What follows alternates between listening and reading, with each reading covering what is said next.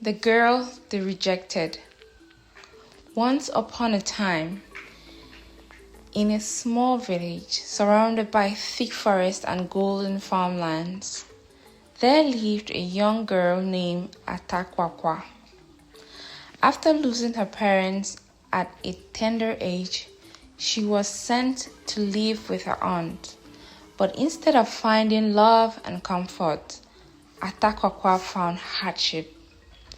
Her aunt was a harsh and bitter woman. No one knew why she disliked the girl so much. Perhaps it was jealousy, perhaps it was resentment. Whatever the reason, she made Atakwakwa's life miserable. The aunt had a daughter named Mary, who was the same age as Atakwakwa. Mary was pampered like a princess. She wore the finest dresses, ate the sweetest fruits, and never lifted a finger in the house. Atakwakwa, on the other hand, woke up before sunrise. She fetched water from the river. She swept the compound. She cooked. She washed. She farmed. And still, it was never enough. Whenever the aunt returned from the market or a journey, she would call her out cheerfully. "Mary, my precious daughter. Mary, Mary, come here. Mary, Matanda, come here. Mary, my daughter, come here. Atakwakwa, you stay there." She would bring colorful fabrics, sweet pastries, shiny beads, and sometimes even toys. But when Atakwakwa dared to step closer, hoping just for a smile, the aunt would snap, "Stay away! These are not for you." Mary would sometimes laugh, sometimes remain silent. She had grown used to her mother's cruelty. But what they didn't know was that Atakwakwa carried something special within her, a secret even she did not fully understand.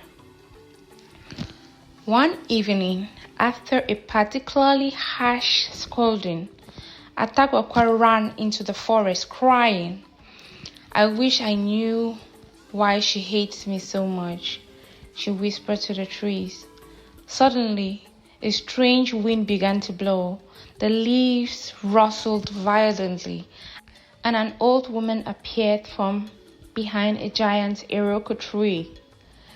She was dressed in white, her eyes glowing softly. "Child," the old woman said gently, "why do you cry?"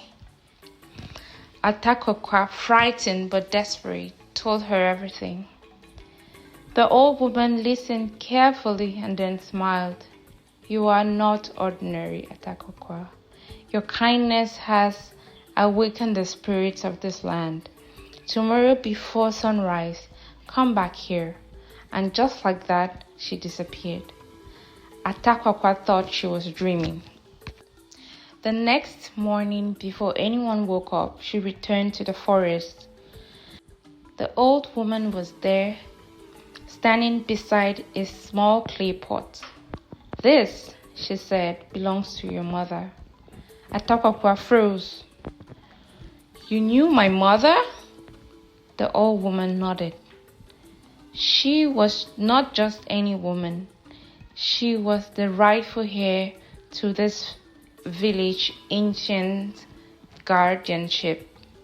She passed that blessing passed to you. The aunt had never told her this. In fact, the aunt knew, and that was the real reason she hated Atakwakwa. If the village ever discovered the truth, Atakwakwa would inherit wealth, land, and honor, far beyond anything the aunt had. "She feared you," the old woman whispered. The old woman handed Atakwakwa the clay pot. "Whenever you show true kindness, this pot will bless you." Confused but hopeful, Atakwakwa returned home. That day, despite her exhaustion, she shared her only piece of bread with an old beggar passing by. When she returned to her room and opened the pot, gold coins filled it to the brim. Atakwakwa gasped. Over the next few days, every act of kindness multiplied her blessings. Food appeared when she was hungry. Fine clothes appeared when her store. But she kept it a secret until Mary found out. One night, Mary secretly followed Atakwakwa and saw the pot turn pebbles into gold. Greed filled her heart. She told her mother everything. The aunt's eyes burned with envy. "That pot belongs to us," she hissed. That night, while Atakwakwa slept, they stole it. But magic does not respond to greed.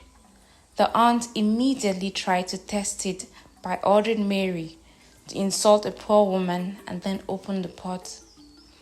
Instead of gold, snakes poured out.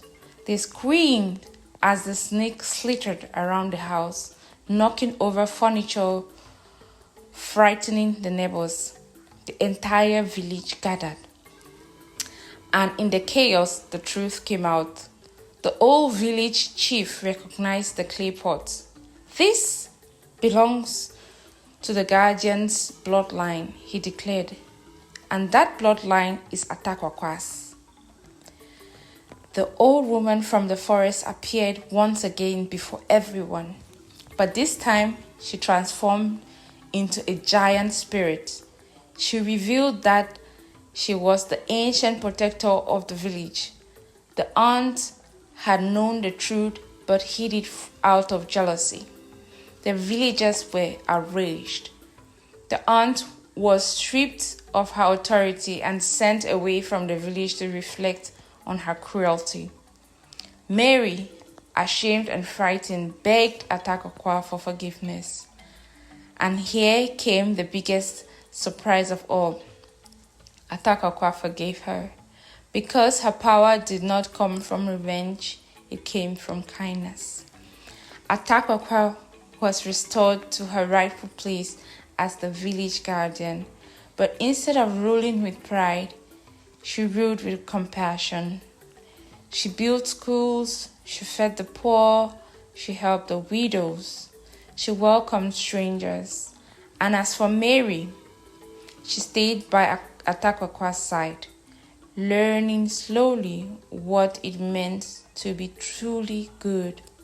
And from that day on, the village prospered, not because of magic alone, but because a mistreated girl chose kindness over bitterness.